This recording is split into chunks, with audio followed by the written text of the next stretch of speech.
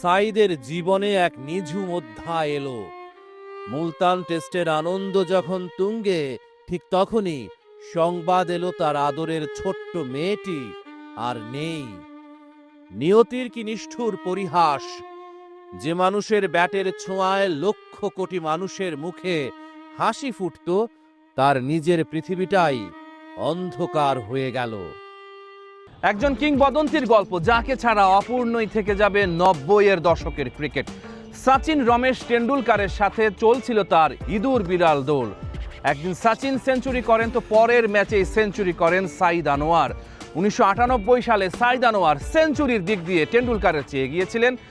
Saeed আনোয়ারের century ছিল ১৫টি এবং টেন্ডুলকারের century ছিল ১২টি।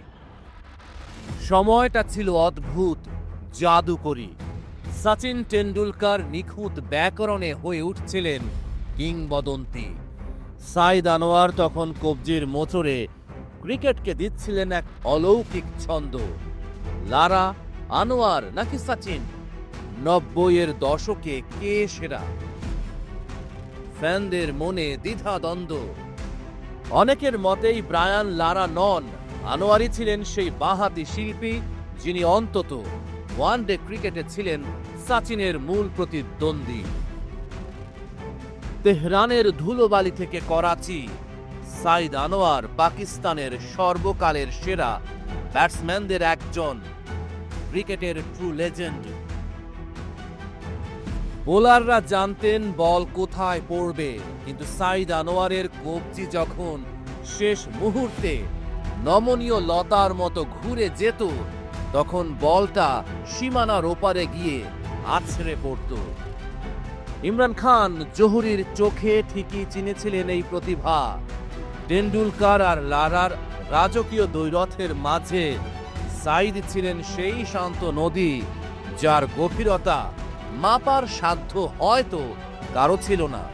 ১৯৯৭ সালে চেন্নাইয়ের সেই ১৯৪ রানের ইনিংসটি ছিল শিল্পীর আঁকা শ্রেষ্ঠ তৈলচিত্র।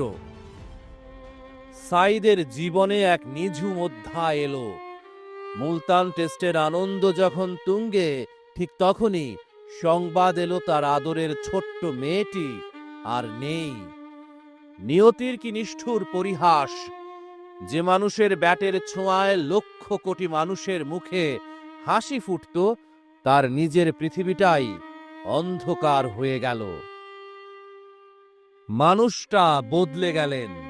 জ্যোৎস্না রাতে একা বারান্দায় বসে থাকা কোনো বিষণ্ণ মানুষের মতো তিনি ক্রিকেট থেকে দূরে সরে গেলেন।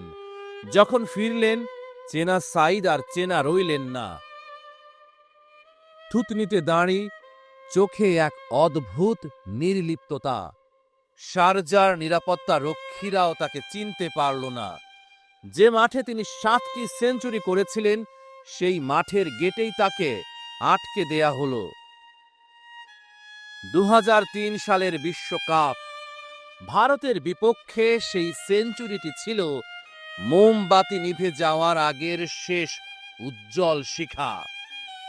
এরপর এলো সেই বিষাদ মাখা সংবাদ সম্মেলন। সাইদ আনোয়ার চেয়েছিলেন বীরের বেশে বিদায় নিতে, কিন্তু বোর্ড আর নির্বাচকদের অবহেলা তাকে বাধ্য করল অকালে সরে যেতে। একসময় পিসিবি তাকে প্রধান নির্বাচক হতে বলেছিল, কিন্তু তিনি ফিরিয়ে দিলেন। যে মানুষটা নিজের জীবনের সবচেয়ে বড় সুখ সামলে নিয়েছেন, তার কাছে কাগজের ওপর কয়েকটা নাম কাটাকাটি করা হয়তো খুব তুচ্ছ মনে হয়েছিল। সাইদ আনোয়ার এখন তসবিহ হাতে কোনো এক নির্জন মসজিদে সৃষ্টিকর্তার সান্নিধ্য খোঁজেন। মাঠের সেই উত্তাল কোলাহল এখন তার কাছে খুব দূরের কোনো স্মৃতি, যা মাঝে মধ্যে বৃষ্টির শব্দের মতো কানে বাজে। ক্রিকেট বিশ্ব তাকে মনে রাখবে এক নিঃসঙ্গ সম্রাট হিসেবে, যিনি ধ্রুপদী ব্যাটিংয়ে ফ্যানদের হৃদয় জয় করেছিলেন। Rahman pair, star news.